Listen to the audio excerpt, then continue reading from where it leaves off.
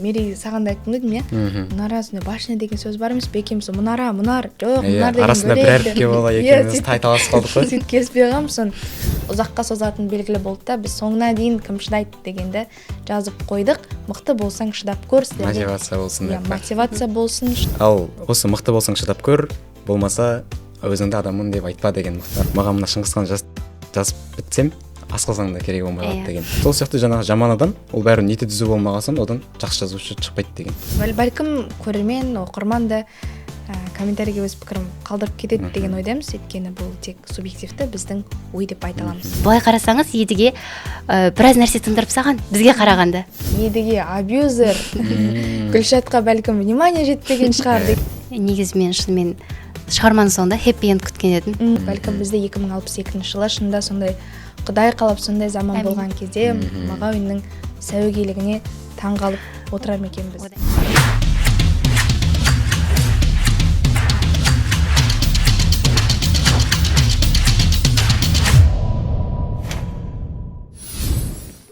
Сәлем көрермен, сіздермен бірге бүгін оқырмандар клубы. Біз бүгінгі подкастта эфирде Мұхтар Мағауиннің Көк мұнар шығармасын талдайтын боламыз.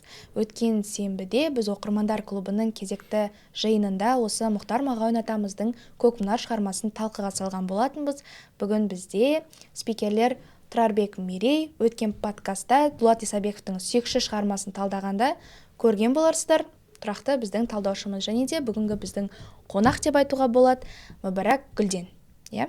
Екінші курс студенті, қазақ тілі мен әдебиеті білім беру бағдарламасында білім алып жатыр қазір. Бүгін енді біз сол оқырмандар клубында талданған барша түйінді ойларды осы подкастта айтатын боламыз. Қош келдіңіздер, көргеніме қуаныштымын. Бүгін бір еркін, мықты талдау болады деген ойдамын. Көк мұнар туралы сұрақтардың барлығына бір жауабын беріп нүктесін қойып кетеміз деген ойдам. Сәттілік. Енді біз Көк мұнар туралы айтпас бұрын Мұхтар Мағауин туралы қысқаша ақпарат беріп өтсек дұрыс болар. Мұхтар Мағауин 1940 жылы 2 ақпанда Шұбартау ауданы Баршатас ауылында дүниеге келген. Өздеріңіз білетіндей, осы жылдың 10 қаңтарында дүниеден өтті. Мұхтар Мағауин енді бала кезінен бастап тарихқа өте қатты қызыққан адам екен.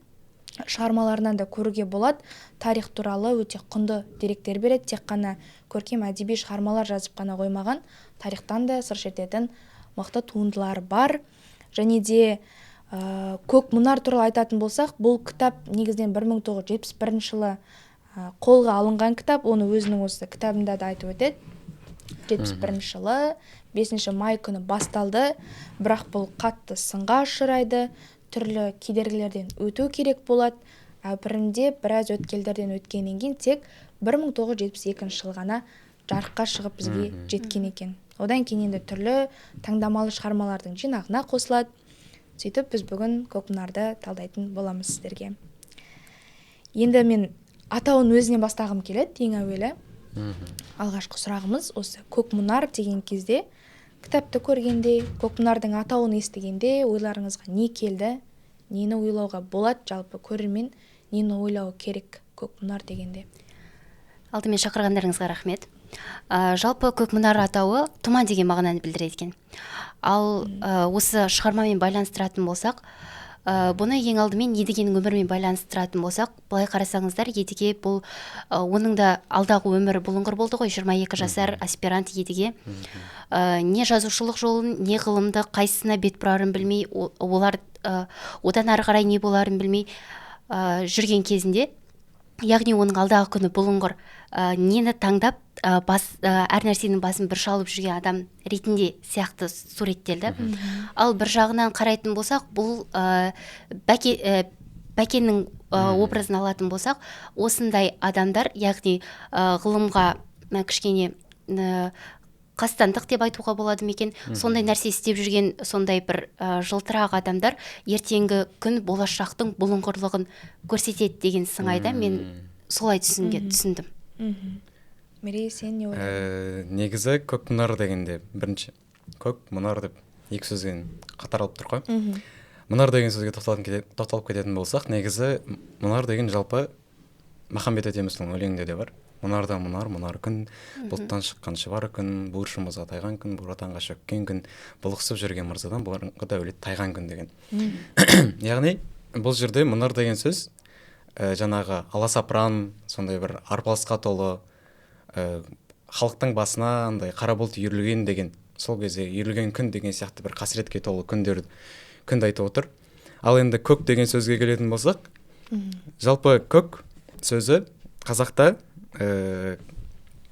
кез келген, мысалы біздің танымымызда көк деген сол кәдімгі заттың түсі емес деп қарастырса болады. Бірақ көк деген сөз жалпы символикалық сөз да, ол жалпы қазақтың ең керемет андай басқаша мағынаға ие болған сөзі. Жақсыл деп мысалы өзіміздің түрік халықтарына ортақ күлтегін жырында да осы көк деген сөзге мағынасы бар. Яғни көк тәңір жерде ұмай, ортасында адам жаратылған деген сияқты сондай өзіңіз бар. Яғни ол жерде көк деген сөз аспанды немесе бір нені айтып тұрған жоқ, түсті айтып тұрған жоқ. Ол жерде бір көк тәңірі, яғни шексіздік, мәңгіліктің бейнесін айтып тұр. Яғни енді сол екеуін біріктіретін болсақ, көк мұнар деген сөз жалпы адамның басына кетпестей болып, бір адамның басында бір кейбір сәттер болады ғой. Андай қасірет кетпейтін болып, бір осы мұң басында қасірет, аласапыран болып жатқан оқиғаның бәрі бір мәңгілік тұрақтап қалатындай күн туады ғой адамның басына. Сондай бір мағынаны береді деген шешімге келдім өзім, мысалы көк мұнарды шығармасын. Негізі сол көк мұнар дегенді естігенде адамдар мұнара бар ғой, мұнара мен шатастырып жатады, мұнараны башня деп айтады ғой, сол нәрсе. Мысалы менде алғаш сондай түсінік болды. Мери, саған да айттым дедім, мұнара сондай башня деген сөз бар емес пе екеуміз, мұнар, жоқ, мұнар деген арасында бір әріпке бола екеуміз тайталасып қалдық қой. Сөйтіп келіспей қалғанбыз. Расында ойлап үйге барып қараса, мұнар күн деген сол өлеңді оқығаннан кейін барып бір ой келеді. Так, жақсы.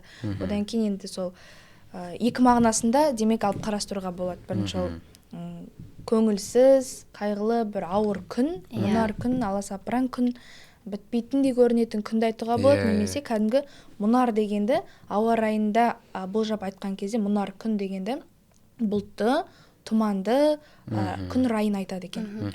Демек бір жағынан біз шығармамен салыстырсақ, бұл едігенің жаңа оқиға соңында қалай күңіреніп, тіпті кету керек деген шешімге келіп, бұл күннің аяқталғанын қалайтындай күй кешеді ғой. Демек, бұл едігенің сол кездегі бір күйін айтуға болады екен. Көк мұнар деген атау осыдан шыққан.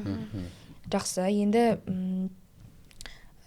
талдау кезінде, өткен мысалы сенбіде талдаған кезде мынандай бір экранға сөз шығарып қойдық. Бұл бүгінгі күннің талдаудың цитатасы болсын деп, мықты болсаң шыдап көр деген сөзді қойып қоямыз. Енді бір жағынан бұл мықты болсаң шыдап көр деген контекст кітаптан алынған, бірақ енді бұл кішкене енді бір талдап жүрген әңгіме емес, қысқа шығарма емес, сондықтан ұзаққа созатын белгілі болды да, біз соңына дейін кім шыдайды дегенді жазып қойдық. Мықты болсаң шыдап көр, мотивация болсын. Мотивация болсын, шынымен көрейік деген нәрсе болды. Және бұл сөз сіздерде немен ассоциация жасалады?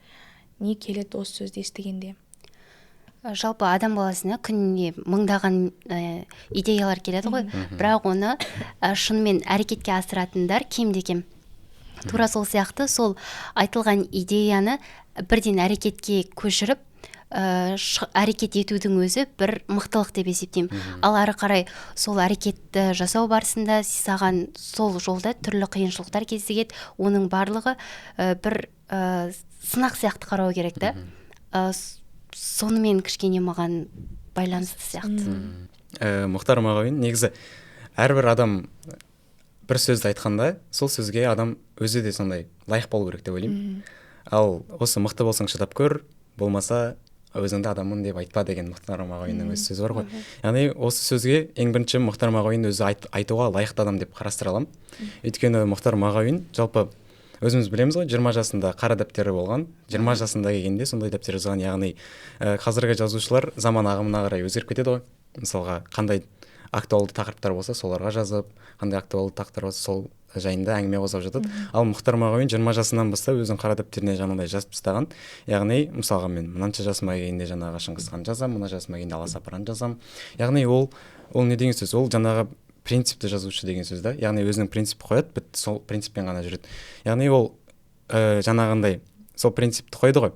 жаңа Шыңғыс ханды да жазды, Аласапыранды да жазды, өзінің ең мықты тарихқа үлес қосатын шығармаларын жазды. Яғни ол соңына дейін жетті, мықты болды, шыдады. Сол сияқты бір керемет үзінді келтіргім келіп отыр. Өзінің естелігі бар, жаңағындай Мұхтар Мағауин осы Шыңғыс ханды ма, Аласапыранды ма жазып жатқанда қою қарашайды көп шебереді дейді. Жаңағындай жазу үстелінде отырғанда қарашайды көп шебереді дейді. Сөйтіп сол кісінің әйелі келіп айтқан ғой, сен қарашай көп ішіп кеттің, енді соны андай азайтуың керек, мынаны асқазанын құртып аласың ғой дегенде, маған мына Шыңғыс хан жазып бітсем асқазан да керек болмай қалады деген.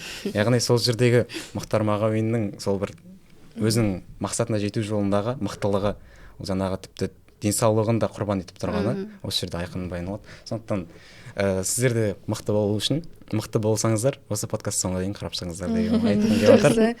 Талдау кезінде тағы да бір мысал келтіре аламыз.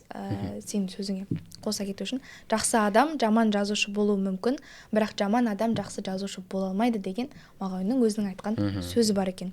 Соны мысал келтіріп айтатын болсақ, әдебиетте қаншама тұлғалар бар. Жалпы жазушы көп.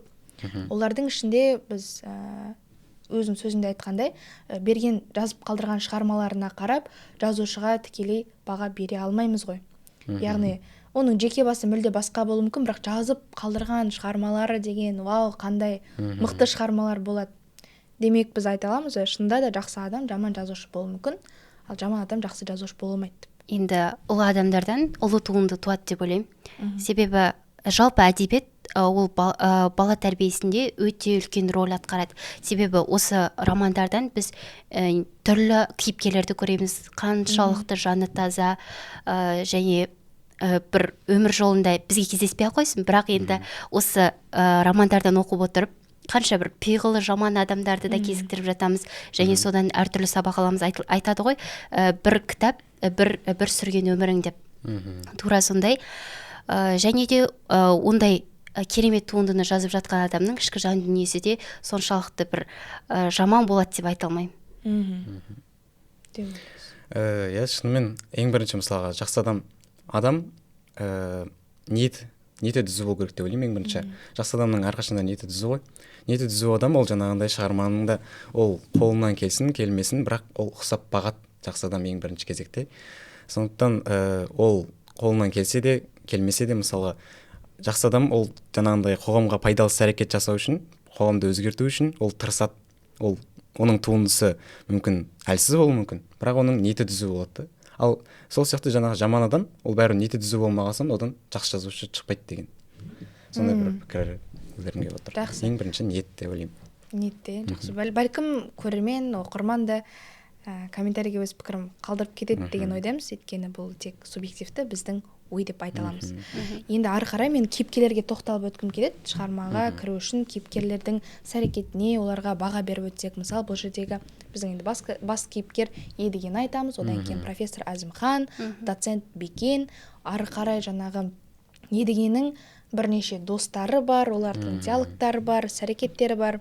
Мәселен, Едіге мен Кенжек арасындағы оқиға, Ануар, Мұхаммед Шәріп, Халел, қыздардан Зада мен Батия бар.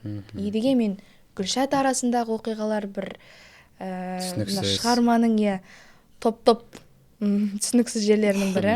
Едіге мен Күлдәрі бар, Едіге мен Қыпшақ тарихы. Жалпы енді Едіге мен Қыпшақ тарихы деген түсінікті деп ойлаймын. Бұл шығарма Едігенің ғылыми ізденісінен басталады, және ол Қыпшақ тарихына қатысты болады. Ары қарай кейіпкерлер сіздерге қай қырынан қалай ашылды, жалпы кейіпкерлерді қалай көрсеткен, не көре алдыңыздар солардың бойынан?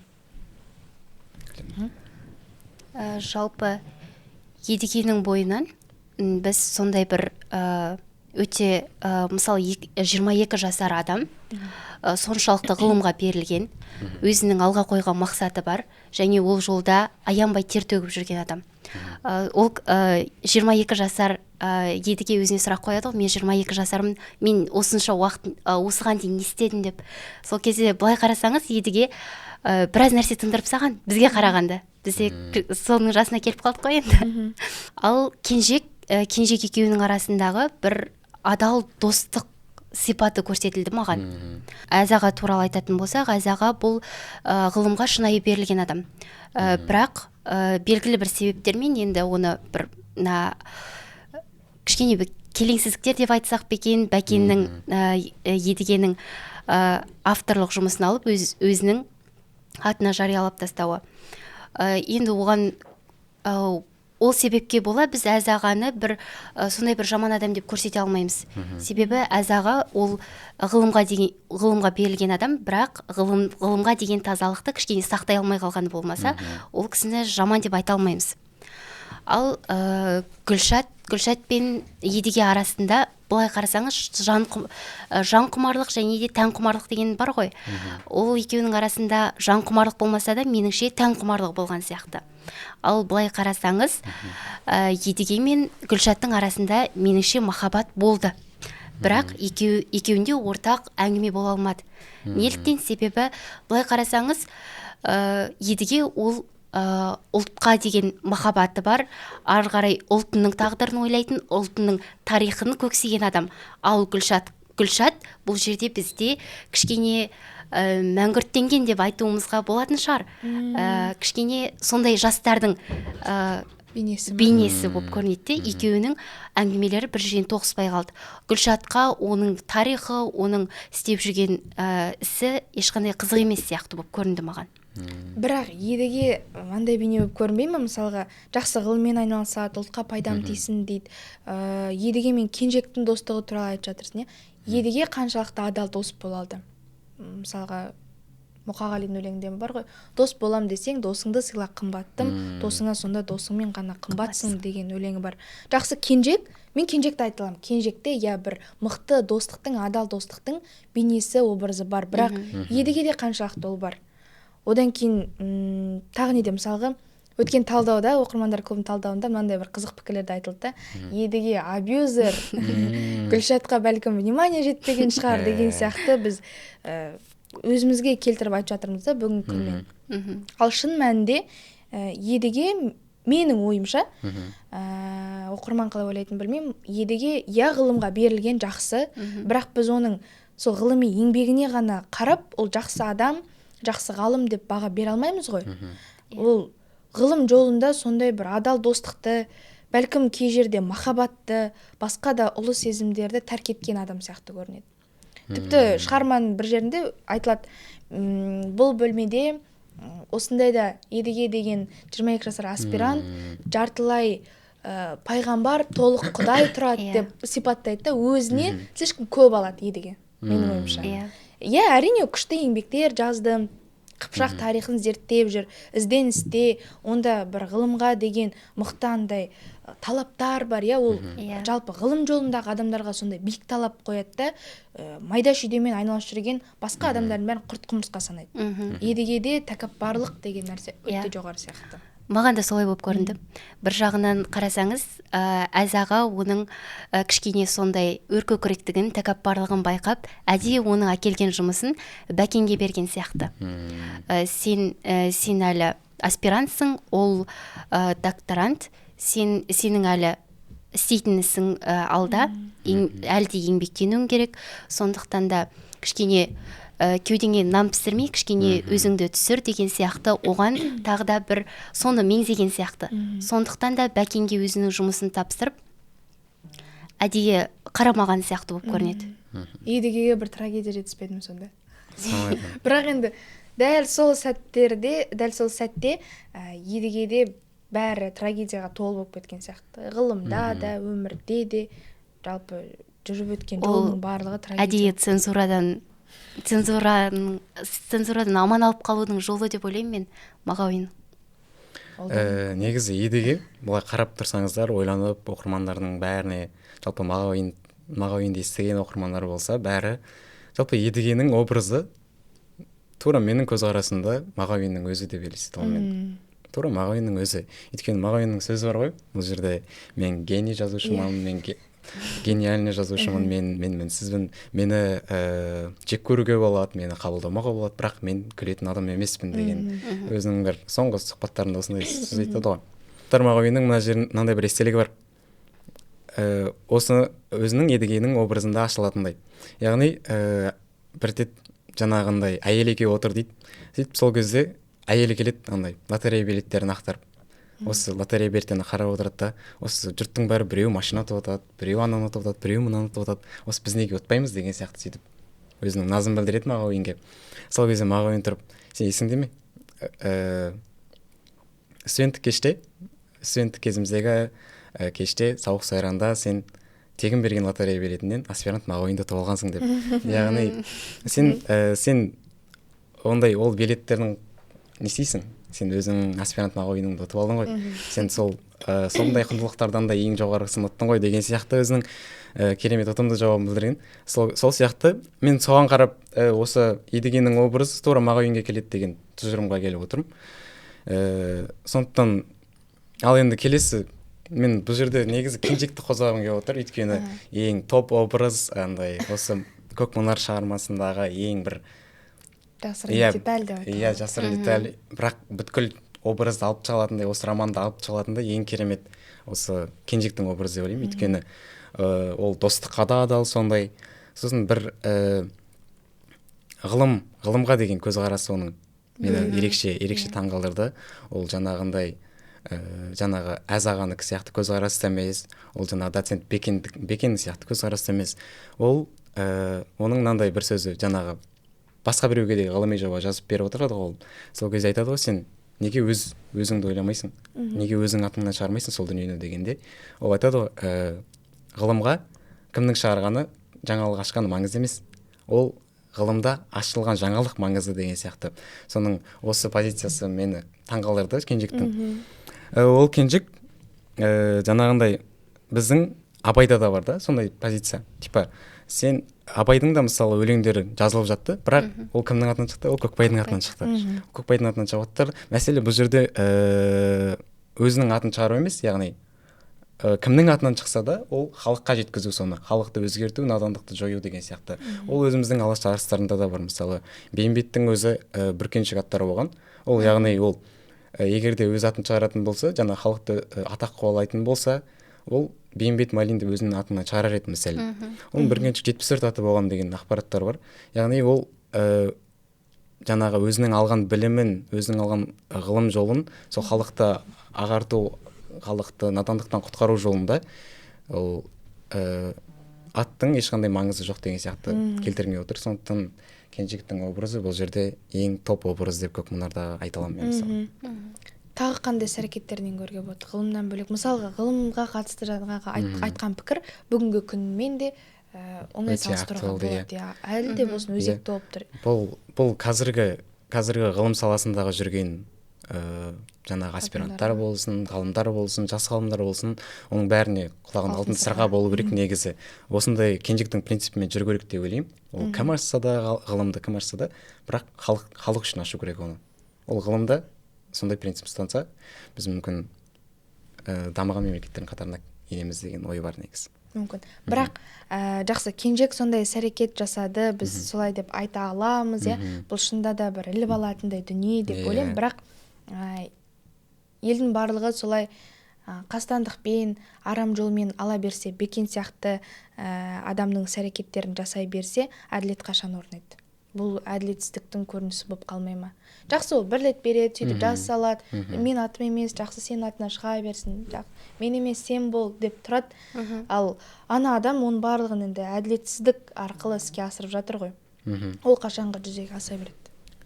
Ондай адамдардың пиғылы қашанғы орын ала береді? Жалпы Бекенді ең кіріспесінде де баяндап өтеді ғой. Әз аға оған жұмысын қарап жатып Бекенге әліппенің айналасында жүріп ғылыммен айналысам деп айтады деген сөзінен Дәкеннің өзінің білім деңгейін көрсетіп тастайды. Кейіннен ол Дәкен өзінің өзі ұрлап алумен едігенің еңбегін жоққа шығарып өзінің атынан жариялап тастайды. Бұл қаншалықты дұрыс деген сауал қойдыңыз ғой. Бұл меніңше дарынсыз, талантсыз ғалымдардың көбеюіне септігін тигізеді деп ойлаймын. Бұл әрине ғылымға деген бір қастандық сияқты. Ғылымдағы үлкен бір кеселі ғой, қарап тұрсаң.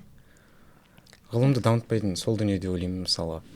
санға емес сапаға жұмыс істеген дұрыс қой. Бірақ бұл жерде Кенжиктің позициясында ұстанатын болсақ, негізі бізде қазақта сөз бар ғой, асыл тас су түбінде мәңгі жатпайды деп. Ол сен бәрібір сен атың шықпаса да, сен сол ғылым үшін еңбек ететін болсаң, күндердің күнінде бәрібір сенің атың дүркірейді. Күндердің күнінде еңбек бәрібір бағаланады. Иә, еңбек бәрібір бағаланады. Аты шықпай қалмайды дейсіздер ғой. Бәлкім бізге дейінгі, осы заманға дейінгі ұлы тұлғалардың, алаш арыстарының жаңағы мәңгі бар болып тұруының, осы күнге дейін солар қозғаған тақырыптар, жазған шығармалардың өзекті болуы да содан шығар. Мысалға жаңағы Абай туралы алғаш жазған мақалаларының өзі екеу деген бүркеншік атпен жарыққа шығады. Тіпті біреуді мақтаған кезде де өздерінің аттарын жария қылмайтын істерін байқауға болады расында да. Енді тағы да бір қызық кейіпкер бар, ол Күлдары Қарсыбаев.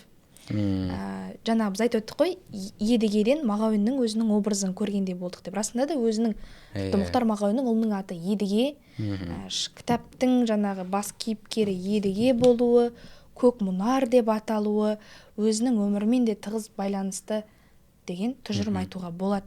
Дәл осы жерде тағы да бір ашылатын қызық кейіпкер Күлдары Қарсыбаев.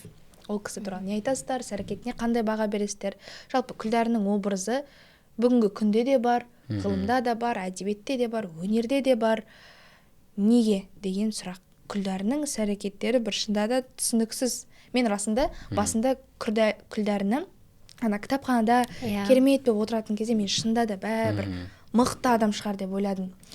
Сол жаңағы әрқашан қолында газет, журнал жүреді. Енді оқымысты, шында да бір еңбек қалдырған, әйтеуір бірдеңе кедергілерге ұшырап, бірдеңеге ұрынып, сөйтіп жарыққа шықпай қалған, басылып қалған адам деген сияқты ой келді. Менде де сондай ғой. Бәлкім мен ойладым, тіпті бір оқиғаның соңында Күлдәрінің бір жарқырайтын жұлдызы сәті туатын шығар деген ой келді, бірақ олай болмайды. Жалпы Күлдәрі бұл шынымен де сіз айтқандай, менде таңнан кешке шейін сол кітапханадан шықпайды, бұл неткен танылмай жүрген талант деген ой келді. Кейіннен екеуі кездесіп қалып, бір-бірін ресторанға шақырады ғой. Сол кезде ойладым, екеуі тоғысып бір керемет жаңалық ашатын шығар деп. Бірақ олай болмады, айтады ғой, сөзіне қарап кісіні ал деп.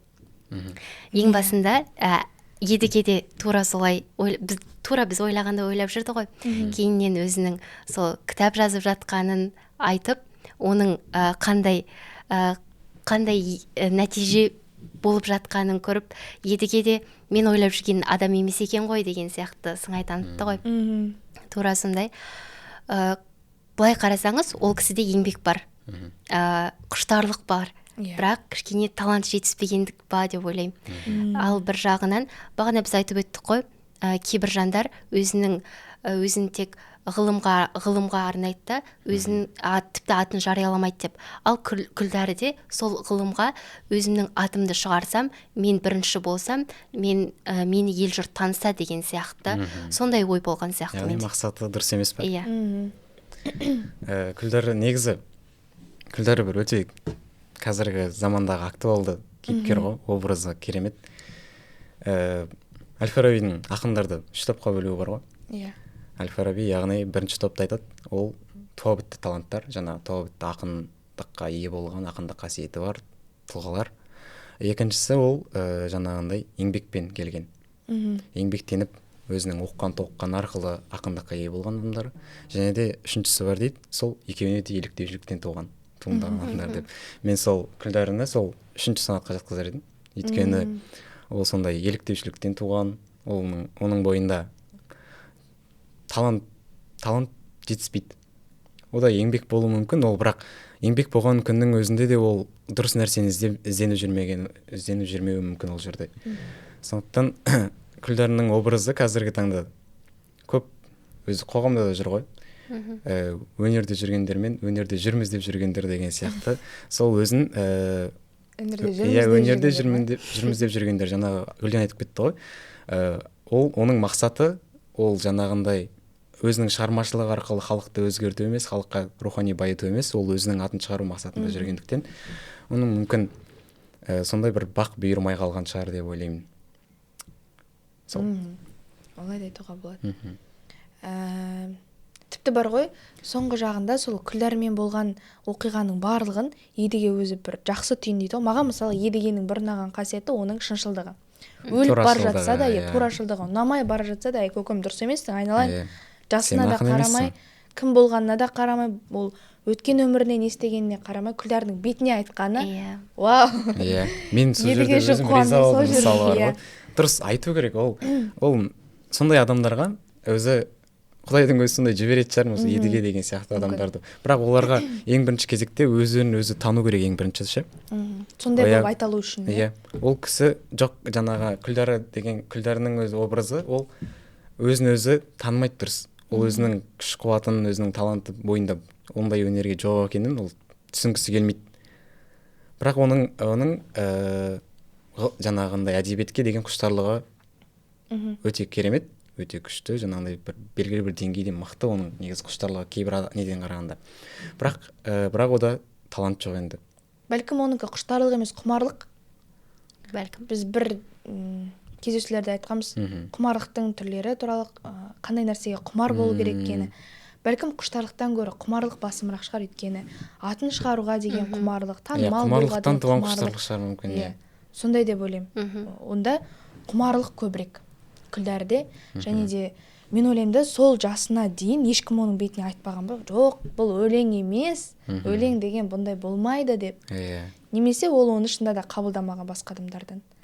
Бұнда Едігенің алдағы уақытта сондай болудан бір сақтанған образы көрінеді. Едіге Күлдары болудан, Күлдары сияқты болудан сақтанып, сол жерде үзілді кесілді бәрін шорт кесіп айтып, бәрін тоқтатып кеткен дұрыс болды. Едігенің өзіне соны жіберген сияқты өзі. Сен де сөйтіп жүре берсең, бәлкім сен де сол Күлдар сияқты болып кетесің деген де бір Едіген өзі ойланады ғой сол жайлы. Жақсы. Одан кейінгі кейіпкер Едігемен, жоқ, Кенжек пен Әнуар арасындағы қарама-қайшылықты айтып өтсек. Өйткені бір-біріне қарама-қарсы сонда екі кейіпкер бар.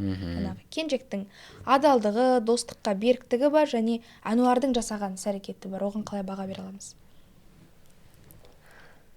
Әнуар бұл бізде Бердібектің досы. Иә. Бердібектің досы. Бірінші бағанада Кенжек туралы айтып өттік қой.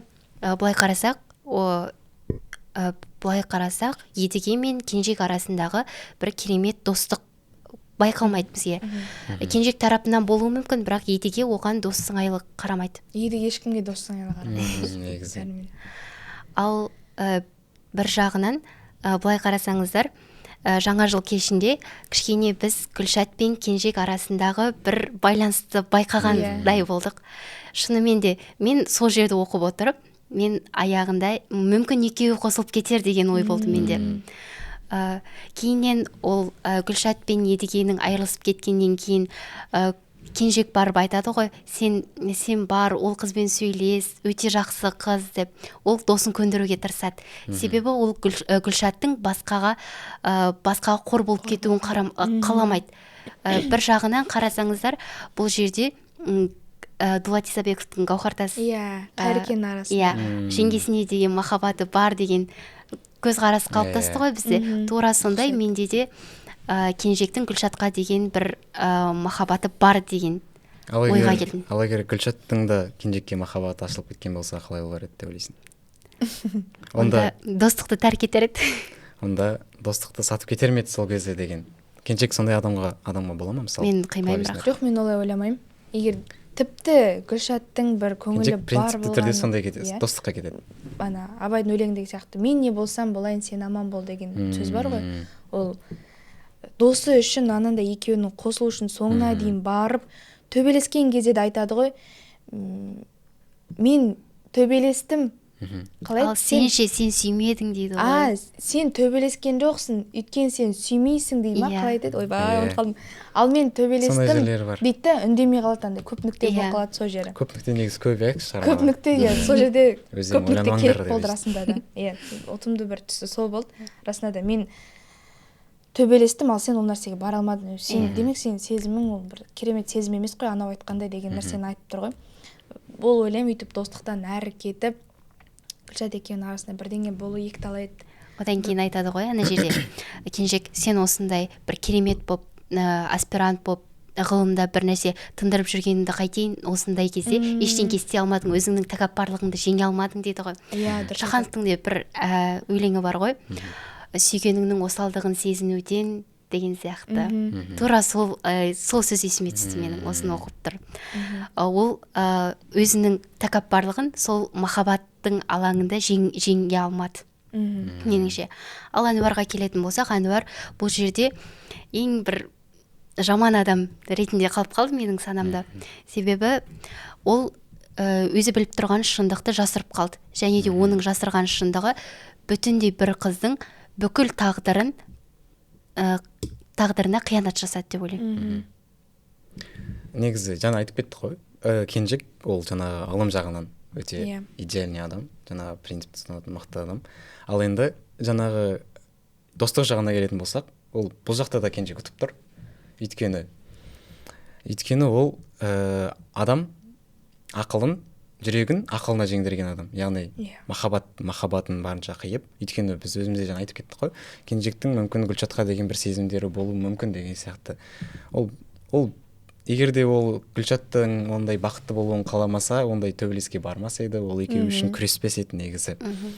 Сол сияқты бұл жерде Кенжектің ұтып тұрған тұсы да осы, жаңағындай досын өзінің жүрегін жеңіп, ақылына салып, достықты бірінші орынға қойғаны, ол ең үлкен ерлік. Ол қазіргі жастардың арасында да ондай табыла бермейтін ұлы қасиет деп ойлаймын.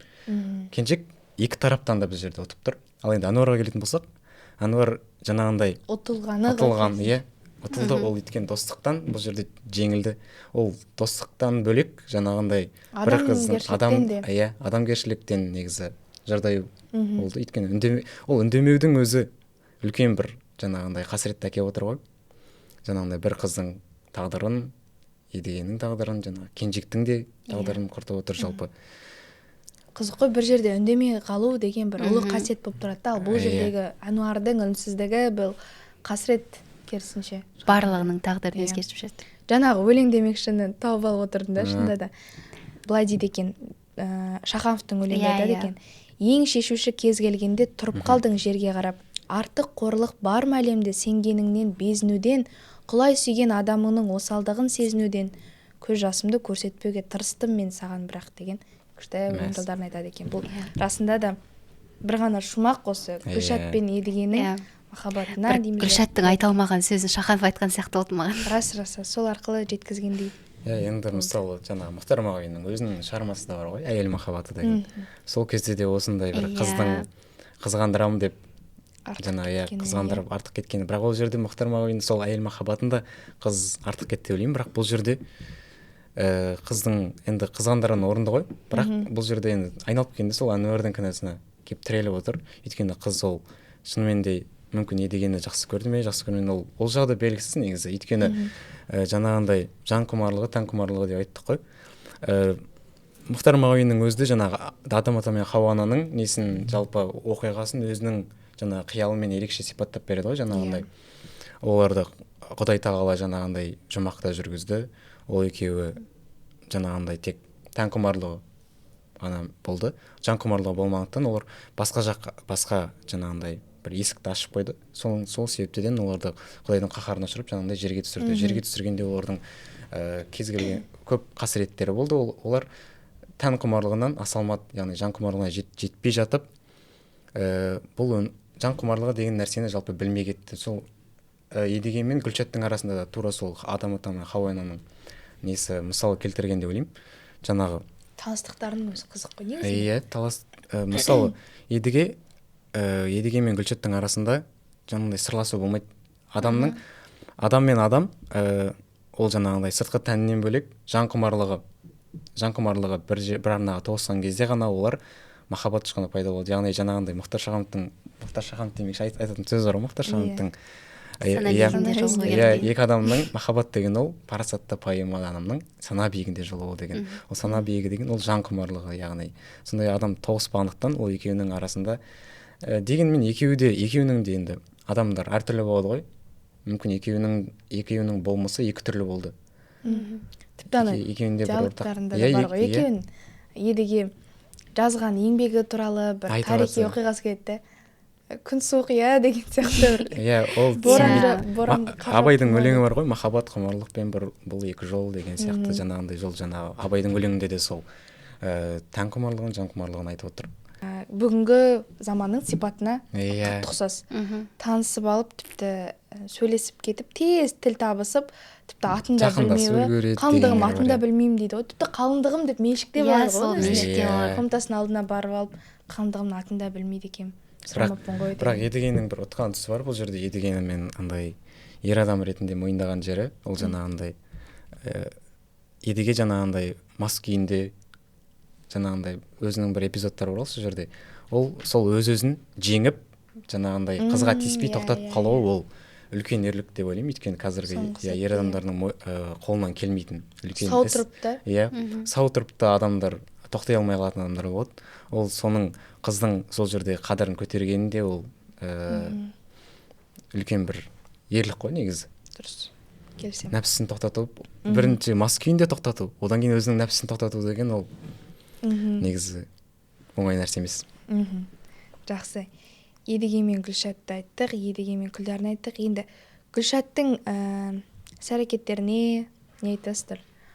Гүлшаттың жаңағы тағы да әйел махаббатымен ұқсастықтары бар ғой. Қызғандырып кетіп қалғаны, өтірік айтқаны, бірақ комнатасының алдына келіп алып андай күтпегенін білдіртпей күтіп тұруы, жылап қалуы, бір сөздерін айта алмай кетуі, кейде келіп тұрып оқталып қайтып кетуі деген сияқты әрекеттер бар ғой. Гүлшат туралы не айта аламыз?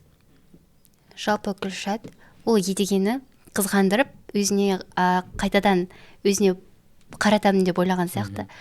Бірақ оған ол нәрселер қызық болмады ма әлде едігеге? Бірақ Гүлшатта сезім болды ғой бәрібір де. Бір жағынан айғайлайтыны бар емес пе? Бір жағынан оған қыз жұмбақ болу керек деген принципті ұстанып қалған сияқты. Бірақ ол соңында Гүлшат айтады ғой, терезеде 3 рет қосады ана музыканы. Одан кейін жүр кел шай ішейік дейді. Өзінің тағы бір диалогтарында өзінің мен сені күттім ғой деген сияқты өзінің сезімін білдіреді, бірақ едіге оны біліп тұрып, бірақ өзінің тәкаппарлығын тағы да жеңе алмай қалады. Ол да бар. Гүлшатқа мысалы сен едігенің орнында болсаң қандай баға беретін едің іс-әрекетте? Гүлшат негізі Гүлшат білмеймін, сезімін оның ұнатуы мен сүюдің айырмашылығын осы жерде көрсе болады негізі. Адам мысалы адам ұнатқан сүйетін адам ол қызғандыруға дейін бармайды деп ойлаймын. Ол адам бір-бірін түсінеді ғой негізі. Екеуінің арасында тек жай ғана бір түсініспеушілік болып қалған сияқты. Өйткені екеуінің ойлау деңгейі екі түрлі ғой. Ол жаңа Гүлшат өзін қызғандырамын деп ойлады да. Оның ойынша едіге оны қызғанға дейін қызғанып соны алып өзінің Гүлшатты қайтадан өзіне алып келіп алады деген ой болды Гүлшаттың ойында. Ал едігеге ондай нәрсе қызық емес. Ол жаңағы ғылымның адамы, ол қыздың ондай нәрселерін көтере бермейді жалпы. Ол достықта да осындай ғой. Бір жағынан ол жас айырмашылығы да бар шығар. Жас айырмашылығы, ол білім деңгейі, мүмкін ойлау деңгейі соған байланысты деп ойлаймын екеуінің. Одан кейін мынандай бір ашылмай қалған кейіпкер бар да, бір детальдардан ғана көрінеді, ол бізде күзетші апай қалып қояды. Жаңағы жатақхананың күзетші апайы. Осы едіге мен Гүлшат жатақханаға кешігіп келген кезде оларды қалай қарсы алып кіргізеді. Одан кейін Гүлшат пен Бердібек келген кезде қалай андай жақтырмай жей кетті бар емес пе? Иә. Ең әуелі едіге екеуі кешігіп келгенде қанша бетіп қабағын шытып тұрса да, бірақ екеуіне бір махаббаттарың баянды болсын дегендей бір тілек білдіретін сияқты. Олар ұрыспайды да. Айтпайды да, бірақ бақытты олар. Үндемей ғана бар отыр қалада. Үндемей ғана ашып береді. Кейіннен оны Гүлшатты Бердібекпен көреді ғой. Сол кезде едіге қарап отырады ол кісінің реакциясын. Қараса, ол Гүлшат пен Бердібекті көріп, терезеден қарап, қайтадан орнына барып, естімеген сыңайлы жатып қалады. Кейіннен олар тақылдатып болмаған соң барып, қабағын шытып, өзінің қарсы екендігін білдіргендей қып, кейіннен Гүлшатқа да айтады ғой, енді не істеп жүргеніңді өзің білетін шығарсың, өзің біл дегендей қып. Гүлшатты да бір шында да қор болған қаламайтындай бір жақсы көріп тұратын бір жағынан ол кісі дегенді біледі ғой. Бірақ ол кісі де жаңағындай Бердібектің несін пасық пиғылын білді деп ойлайсыңдар ма мысалы? сезген сияқты. мүмкін, Дәл иә. едігеге қараған жоқ екен Бердібекке. Бердібек те ол жерде жаңағы сөз таластырып, келіспей сөйтіп кетеді ғой, осылар өз жұмысын істемей ме деген сияқты. Сыйыспай қалатын жерлер болады ғой. Былай қарасаңыздар, енді ол күзетші күніне бірталай адамды көреді. Адам көрген сайын адамдарды да тани түседі ғой. Турасында едіге мен Бердібекті салыстырғанда екеуінің екі түрлі адам екенін біліп, Гүлшатқа әдейі сездірген сияқты. Сезген сияқты бәрібір де, иә. Жақсы, мен де осы ойға келсем. Енді мынандай бір сөздер бар. Ақылды аярлық жеңді, күшті әдіс жеңді, әділетті зұлымдық жеңді дейді. Бұл бір шығарманың, Көкмұнардың түйіні болған сөз сияқты. Бір үш сөзде, үш сөйлемде едігенің жағдайы баяндалады. Шында да кейде керісінше болу керек еді ғой негізі. Жаман нәрсе болса да, қандай жағдай болса да, бәрібір жақсы жеңеді. Жақсылық қашанда жеңеді. Ертегілердің барлығында да мықты батырлар жеңеді, соңында солай болады. Біздің оқиғада кішкене керісінше болып қалады. Иә. Неге едіге сондай жағдайға түсіп қалды? Қылымда да жол болмайды, махаббаттан да жол болмай қалады. Ақыры тіпті бұл жерден кету керек деген шешімге келеді кейіпкер. Негізі мен шынымен шығарманың соңында хэппи энд күткен едім, бірақ ондай болмады. Тіпті мен күтпеген нәрсе болды. Ал бұның бұлай аяқталуы, бір жағынан менің ойымша, енді бұның барлығы, бұлай қарасаңыздар, шығарманың басты кейіпкері едіге деп алуы барлығы Мұхтар Мағауиннің осы сюжет желісімен әкете отырып, оқырманды ұлттың тарихына үңілуге кішкене бағыт беретін сияқты. Роман ішіндегі роман деген бар ғой. Иә. Тура сондай.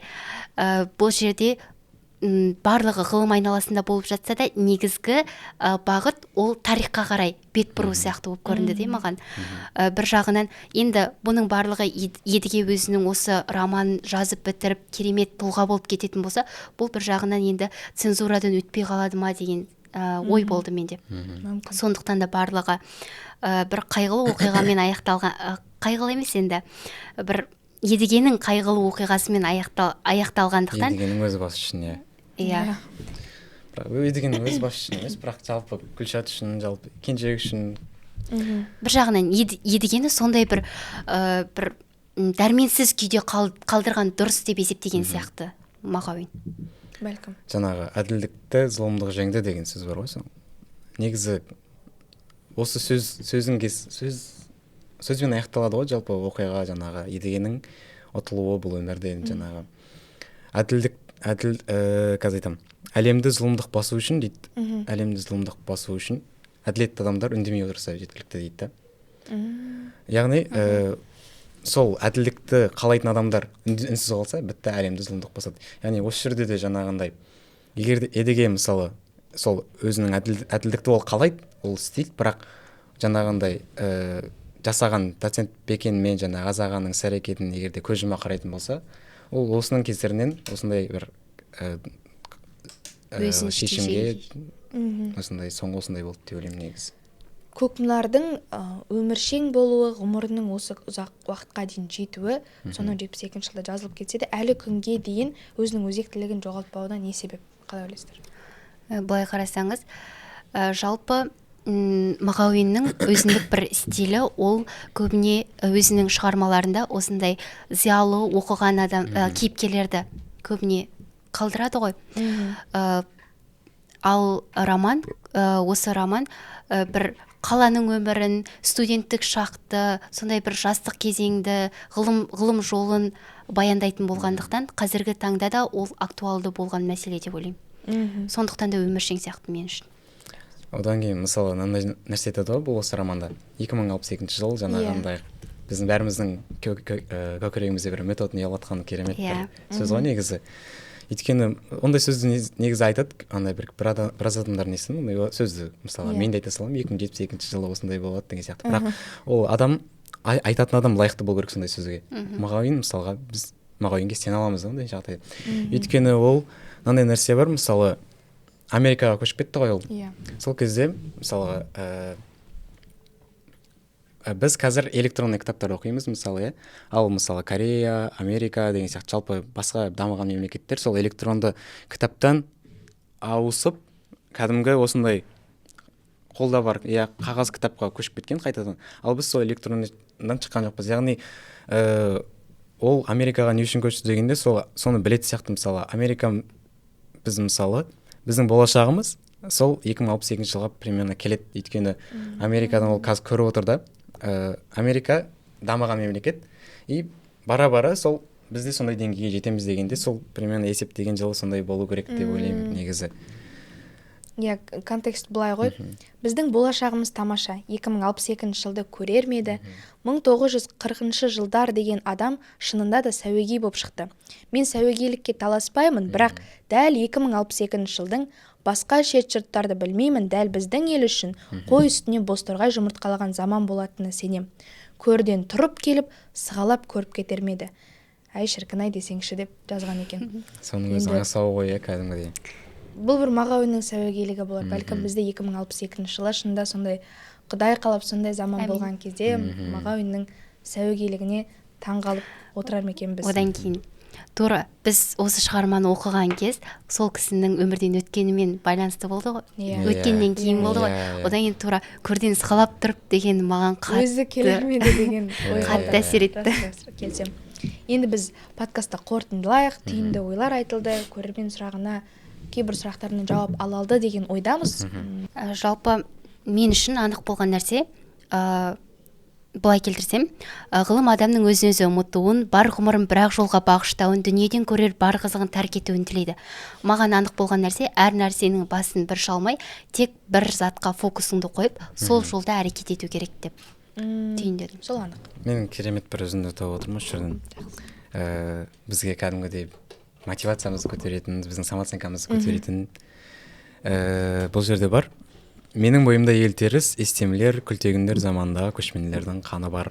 Құлаш ора дегенді естіппең, естіген жоқсың, мен солмын дейді. Яғни біздің анығы осы, біздің қазіргі түркі халықтарында жалпы біздің соның ежелгі мықты қаһарман түркілердің қаны бар. Біз соған қарай өзіміздің бағамызды білуіміз керек. Сондай көшпенділердің жаңағындай ұрпағы болғанымызға мақтануымыз керек деп ойлаймын. Сол сөз үшін мен үшін анық болған дүние бұл мынандай бір сөзі бар: ғылым мен өнер адамы үшін фәниден бақиға бара жол біреу-ақ, ол еңбек ету, қалғанның барлығы бос әурешілік дегенді айтады. Шынында да еңбек қана адамды жеткізетін бір дүние. Мен үшін анық болған да сол. Енді мынандай нәрсені қорытынды ретінде айтып өткім келеді. Осы подкаст YouTube желісіне шыққаннан кейін сол подкасттың астына 3 анықты, жалпы сіз үшін анық болған дүниелерді жазып кеткен оқырманға мықты жазылған дегеніне бізден оқырмандар клубына міндетті түрде сыйлық болады. Осымен біздің подкаст тәмам. Жақсы ойларыңызды айтып, талдап бергендеріңіз үшін көп-көп рахмет. Оқырман өзіне керегін алады деген ойдамыз. Жақсы. Кездескенше сау болыңыздар.